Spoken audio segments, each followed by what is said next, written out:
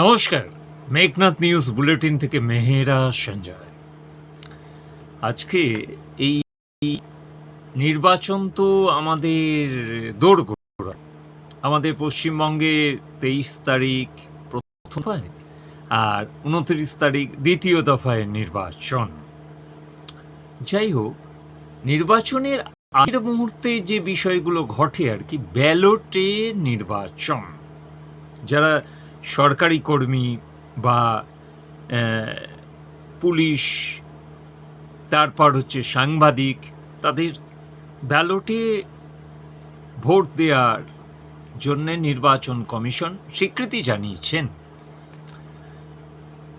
কিন্তু ওয়াকিবহাল মহলের মতে যেসব অভিযোগ আজ উঠে আসছে আমাদের মধ্যে, অভিযোগগুলো কি না, বিভিন্ন জায়গায় পোস্টাল ব্যালটের যে ভোট সম্পন্ন হয়েছে সেখানের যেসব অভিযোগ, যে পোস্টাল ব্যালট আছে কিন্তু খাম নেই। খাম যদি না থাকে তাহলে কিভাবে সিল হবে? অনেকের আবার অভিযোগ যে ভোট কুশলী যে শাসক দলের যে সংস্থা, তারা নাকি এসব সাজিয়ে দিচ্ছে, তাদের সব কিছু নির্দেশে নাকি সব রথী মহারথীরা রয়েছেন, তারা কাজ করছেন। ওই নির্বাচন কমিশন কি করছে সেসব, কি তাদের বিরুদ্ধে মানে পদক্ষেপ গ্রহণ করবে, সেসব ভ্রুক্ষেপ না করেও তারা সেই সব কাজ চালিয়ে যাচ্ছে।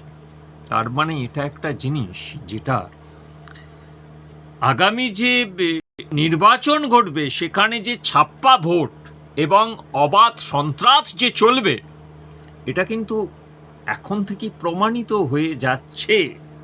এ ব্যাপারে নির্বাচন কমিশন যতই ওই সাঁজোয়া গাড়ি নিয়ে সব জায়গায় র্যালি করছেন, ওই AK-47 নিয়ে সব ইয়েরা দাঁড়িয়ে আছে, সব কমান্ডোরা, এসব ফার্স জিনিস নাকি না, সব ওই সেটিং তত্ত্ব আর কি।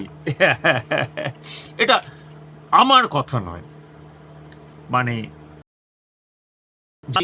এবং ওয়াকিবহাল সূত্রে যা যা আমরা জানতে পারছি সে বিষয়ে আপনাদের অবগত করছি।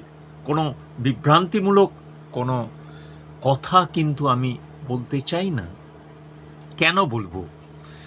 এই ভারত এবং এই ভারতের আমি একজন নাগরিক, পশ্চিমবঙ্গের আমি একজন নাগরিক, ভোটাধিকার প্রাপ্ত নাগরিক।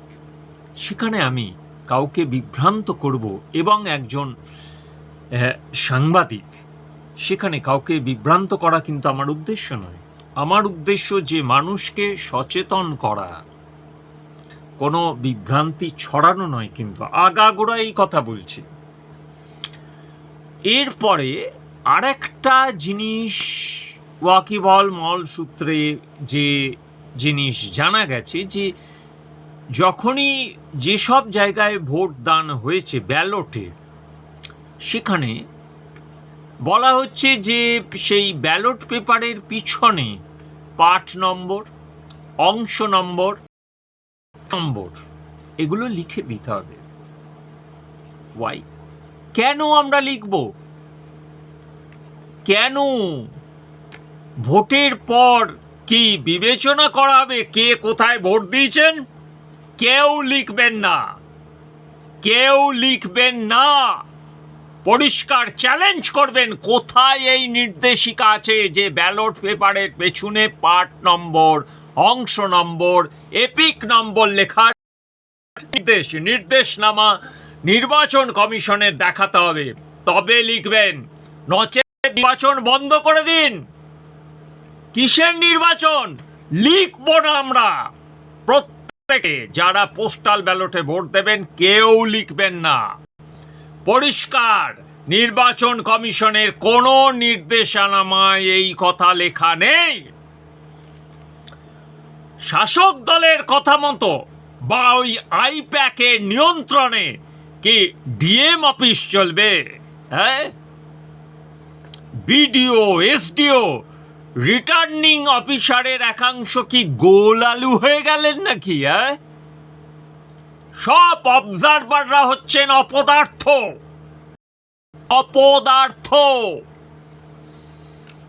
এটা ইলেকশন হচ্ছে, রাতারাতি সবকিছু জিনিস আসছে, করছেন, কোনো কিছু কেউ যে বুঝতে পারছেন না এটা কি চলছে। পূর্ব বর্ধমান ডিএম মাননীয়া শ্বেতা আগরওয়াল প্রেস কনফারেন্স ডেকেছিলেন 16ই এপ্রিল।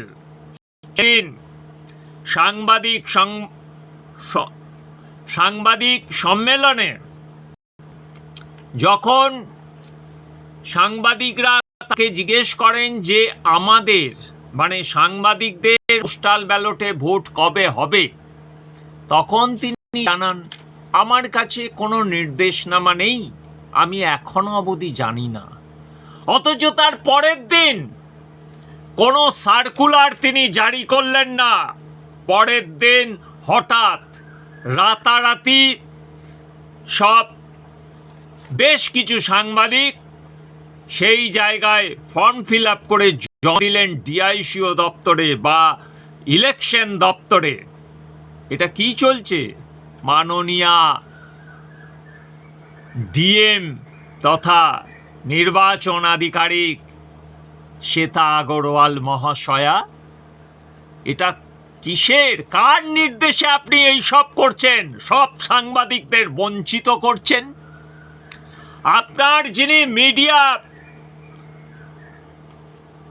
যিনি সচিব করেছেন WBCS অফিসার মাননীয়া মালবিকা খাটুয়া, তিনি তো সব নির্দেশ বা সব কিছু যা যা জানানোর প্রেসকে সব কিছু জানাচ্ছে। ইংলিশে কেন জানাবেন? এটা পশ্চিমবঙ্গ, এখানে বাংলায় সবকিছু জানাতে হবে। কিসের জন্য আপনি ইংলিশে সবকিছু জানাচ্ছেন? কেন বাংলায় সবকিছু প্রেস বিবৃতি দেয়া হবে না?